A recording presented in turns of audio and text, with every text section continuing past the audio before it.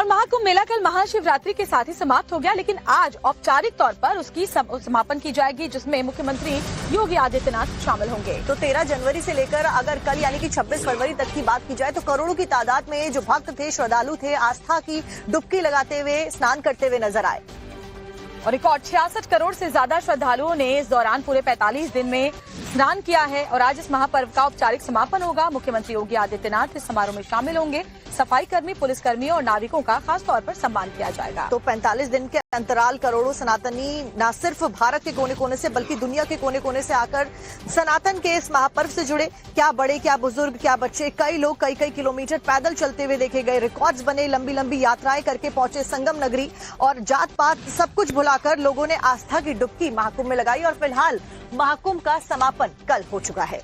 तो औपचारिक रूप से आज मुख्यमंत्री योगी आदित्यनाथ इसका समापन करने वाले हैं, जिसमें खासतौर पर वो लोग जिन्होंने इस पूरे 45 दिन के महाकुंभ में कड़ी मेहनत की है, जिनमें सफाई कर्मी शामिल हैं, पुलिसकर्मी शामिल हैं, इसके अलावा वो नाविक शामिल हैं जो लोगों को त्रिवेणी संगम तक लेकर गए, उन सबका सम्मान किया जाएगा। और फिलहाल 12 तस्वीरें आपको दिखाते हैं जहां पर संगम नगरी में शासन, प्रशासन और सनातनी परंपरा के अखाड़ों ने मिलकर इस आयोजन को किस तरीके से सफल बनाया, इन तस्वीरों के जरिए आप समझ सकते हैं। उसी से जुड़ी कुछ तस्वीरें फिलहाल आप अपनी स्क्रीन पर देख रहे हैं। मकर संक्रांति से लेकर महाशिवरात्रि तक करोड़ों श्रद्धालुओं ने आस्था की डुबकी लगाई। आम भक्तों से लेकर वीवीआईपी तक सब सनातन के इस पावन धरा पर पहुंचे और वहां संगम में स्नान किया। त्रिवेणी में स्नान करके उन्होंने पुण्य कमाया। इसी के साथ साथ में कई सारे रिकॉर्ड्स भी प्रयागराज ने अपने नाम किए, चाहे वो सफाई कर्मियों ने अपने नाम किए हों या फिर वो बड़ी तादाद में इतने बड़े जो आयोजन है उसका होना हो।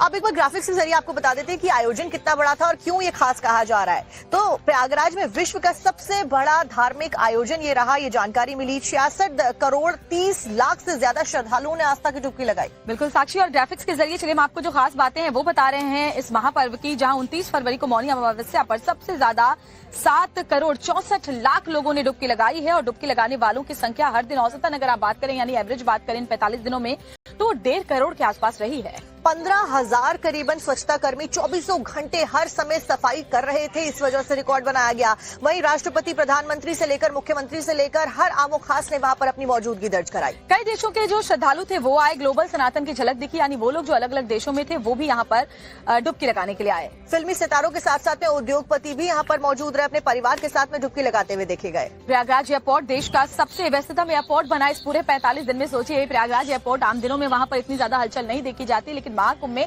जबरदस्त भीड़ यहाँ पर भी देखी गई। इसके साथ साथ में एक स्पिरिचुअल ट्रायंगल जिसका जिक्र हम शुरुआत से करे थे वो देखा गया। न केवल प्रयागराज बल्कि प्रयागराज से सटे काशी और अयोध्या में भी भारी संख्या में श्रद्धालु दर्शन करते हुए देखे गए। और भव्यता के लिए पूरे विश्व में आकर्षण का केंद्र बना महाकुंभ पूरे इस 45 दिनों में न सिर्फ भारत में बल्कि पूरी दुनिया में चर्चा इस महाकुंभ के आयोजन की जबरदस्त तरीके से नजर आई। सनातन के इस महापर्व में आस्था की जो ऊर्जा निकली उसमें लोग अपने आप महाकुंभ की तरफ से खींचे चले आए। कोई ट्रेन से आया, कोई अपनी गाड़ी से आया, तो कोई स्कूटर से ही यहाँ पर पहुंचता हुआ दिखाई पड़ा। इस बीच हैदराबाद से प्रयागराज पहुंचे ये श्रद्धालु अगर एक भी दिन और देर करते तो इनका महाकुंभ छूट जाता, इनकी 4 दिन की मेहनत बेकार जाती। इसी से जुड़ी हुई एक खबर पूरी विस्तार के साथ आपको दिखाते हैं।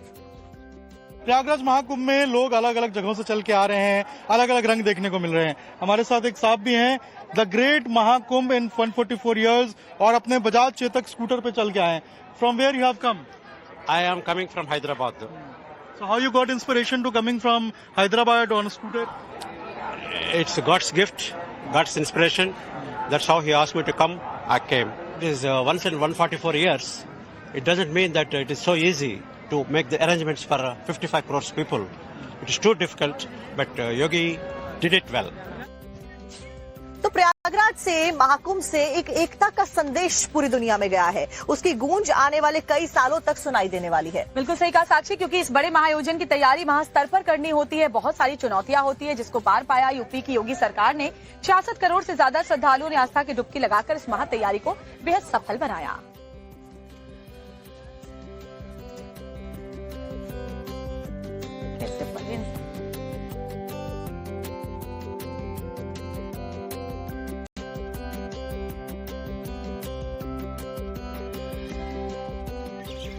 और महाकुंभ के समापन पर महाशिवरात्रि की संध्या में संगम पर एक बहुत ही विहंगम अलौकिक दृश्य भी नजर आया, जहां गंगा, यमुना, सरस्वती की त्रिवेणी पर भव्य आरती का आयोजन किया ये गया। आरती बेहद खास रही क्योंकि महाकुंभ का समापन था और ऐसे में ये आरती वहां पर की गई। जो तस्वीरें सामने आई हैं वो बेहद खास है।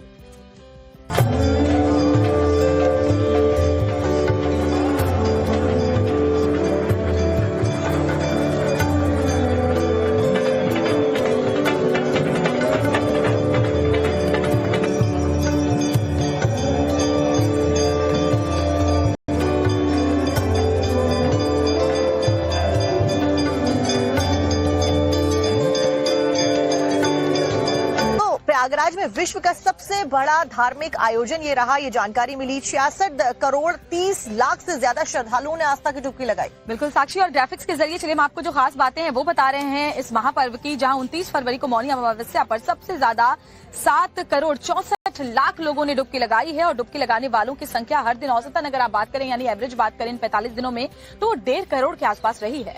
15,000 करीबन स्वच्छता कर्मी 24 घंटे हर समय सफाई कर रहे थे, इस वजह से रिकॉर्ड बनाया गया। वहीं राष्ट्रपति, प्रधानमंत्री से लेकर मुख्यमंत्री से लेकर हर आमो खास ने वहां पर अपनी मौजूदगी दर्ज कराई। कई देशों के जो श्रद्धालु थे वो आए, ग्लोबल सनातन की झलक दिखी, यानी वो लोग जो अलग अलग देशों में थे वो भी यहाँ पर डुबकी लगाने के लिए आए। फिल्मी सितारों के साथ साथ में उद्योगपति भी यहाँ पर मौजूद रहे, अपने परिवार के साथ में डुबकी लगाते हुए देखे गए। प्रयागराज एयरपोर्ट देश का सबसे व्यस्ततम एयरपोर्ट बना इस पूरे 45 दिन में। सोचिए, प्रयागराज एयरपोर्ट आम दिनों में वहाँ पर इतनी ज्यादा हलचल नहीं देखी जाती, लेकिन महाकुंभ में जबरदस्त भीड़ यहाँ पर भी देखी गई। इसके साथ साथ में एक स्पिरिचुअल ट्रायंगल जिसका जिक्र हम शुरुआत से करे थे वो देखा गया। न केवल प्रयागराज बल्कि प्रयागराज से सटे काशी और अयोध्या में भी भारी संख्या में श्रद्धालु दर्शन करते हुए देखे गए। और भव्यता के लिए पूरे विश्व में आकर्षण का केंद्र बना महाकुंभ पूरे इस 45 दिनों में न सिर्फ भारत में बल्कि पूरी दुनिया में चर्चा इस महाकुंभ के आयोजन की जबरदस्त तरीके से नजर आई। सनातन के इस महापर्व में आस्था की जो ऊर्जा निकली उसमें लोग अपने आप महाकुंभ की तरफ से खींचे चले आए। कोई ट्रेन से आया, कोई अपनी गाड़ी से आया, तो कोई स्कूटर से ही यहाँ पर पहुंचता हुआ दिखाई पड़ा। इस बीच हैदराबाद से प्रयागराज पहुंचे ये श्रद्धालु अगर एक भी दिन और देर करते तो इनका महाकुंभ छूट जाता, इनकी 4 दिन की मेहनत बेकार जाती। इसी से जुड़ी हुई एक खबर पूरी विस्तार के साथ आपको दिखाते हैं। प्रयागराज महाकुंभ में लोग अलग अलग जगहों से चल के आ रहे हैं, अलग अलग रंग देखने को मिल रहे हैं। हमारे साथ एक साहब भी हैं, the great Mahakumbh in 144 years, और अपने बजाज चेतक स्कूटर पे चल के आए हैं। From where you have come? I am coming from Hyderabad. So how you got inspiration to coming from Hyderabad on a scooter? It's God's gift, God's inspiration. That's how He asked me to come. I came. It is once in 144 years. It doesn't mean that it is so easy to make the arrangements for 55 crores people. It is too difficult, but Yogi did it well. तो प्रयागराज से महाकुंभ से एक एकता का संदेश पूरी दुनिया में गया है, उसकी गूंज आने वाले कई सालों तक सुनाई देने वाली है। बिल्कुल सही कहा साक्षी, क्योंकि इस बड़े महाआयोजन की तैयारी महास्तर पर करनी होती है, बहुत सारी चुनौतियां होती है, जिसको पार पाया यूपी की योगी सरकार ने। 66 करोड़ से ज्यादा श्रद्धालुओं ने आस्था की डुबकी लगाकर इस महा तैयारी को बेहद सफल बनाया।